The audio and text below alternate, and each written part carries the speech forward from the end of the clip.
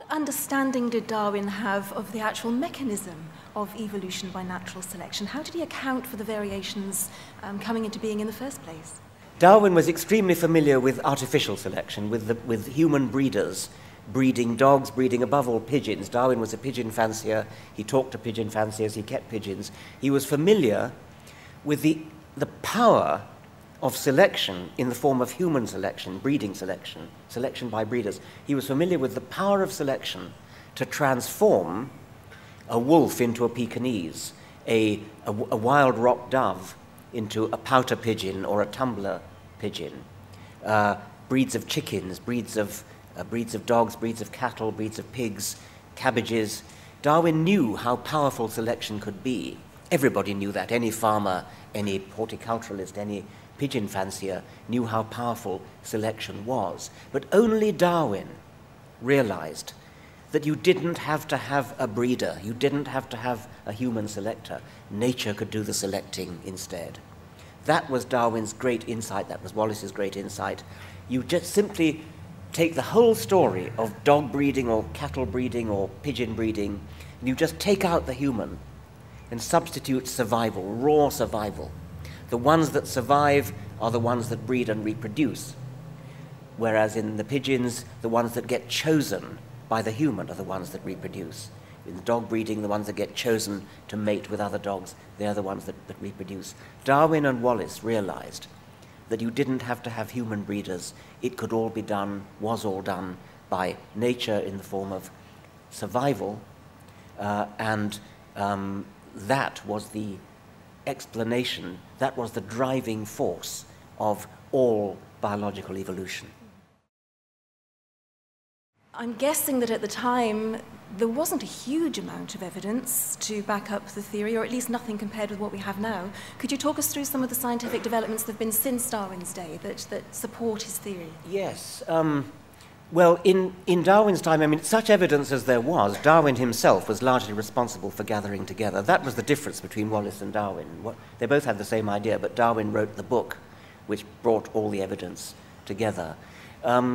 The evidence that we have today, well, there are fossils, and in Darwin's time there were fossils, many of them discovered by Darwin himself, but a small fraction of the number of fossils that we have today. And in Darwin's time, people spoke of the missing link, this idea they could see that humans and chimpanzees resembled each other, but there was no fossil evidence to link them. And so this phrase, missing link, was immensely powerful, and lots of people went around saying, well, I won't believe it until the missing link is found. And you still hear people saying that, by the way. Well, since that time, as you know, entirely in Africa, and by the way, Darwin was prescient in nominating Africa as the place where these fossils should be looked for, because chimpanzees and gorillas were, he could see, our closest relatives. Since that time, an immense number of fossils have been found both in South Africa and East Africa of intermediates, not between chimpanzees and humans, because of course we're not descended from chimpanzees, but from the common ancestor of chimpanzees and us. And there's a really good sequence of fossils that was not available to Darwin. Fossils, however, are not the most important evidence. I think even if there wasn't a single fossil anybody had ever found in the world, the evidence for evolution would be entirely secure. Comparative anatomy, and above all, comparative molecular genetics, which Darwin, of course, had absolutely no idea of at all. He knew about comparative anatomy. If you look at the resemblances between animals and between plants, they fall on a wonderful, neat tree, a branching tree. And the branching tree works for all the different things you look at. If you say take molecules, and you construct the tree of resemblance of one molecule like cytochrome C, and you get a tree, and then you construct the tree of resemblance for another molecule, say hemoglobin, and it's the same tree. And you do it for a third molecule, and it's the same tree, and so on. And the tree, of course, is, as Darwin would have realized, is a family tree. It's a pedigree. And you can do the same not just for molecules, you can do the same for bones, do the same for all sorts of parts of the body. So I think the evidence from comparative anatomy was available to Darwin, comparative biochemistry, we can now add to that. Then there's the evidence from geography, which Darwin was very keen on.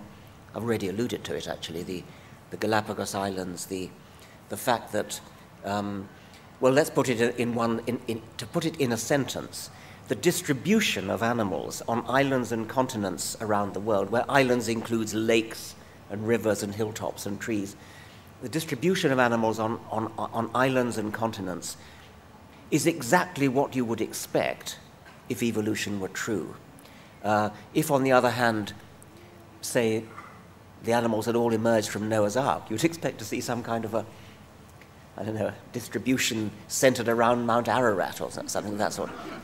Instead of which, what we have, of course, is that if you go to Australia, you find nothing but marsupial mammals.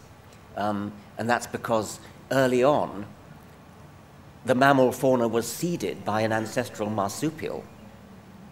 And the ancestral marsupial in Australia evolved and radiated into all the forms that we see over here. So there's a marsupial mole, a marsupial rabbit, marsupial herbivores in the form of the various kinds of kangaroos. They're the equivalent of antelopes. Marsupial lion, now extinct. Marsupial wolf, now extinct. Marsupial flying squirrels. Look almost exactly like rodent flying squirrels. So the distribution of animals around the world in continents and islands is precisely what you would expect. Darwin knew about this evidence, but there's a whole lot more since Darwin's time.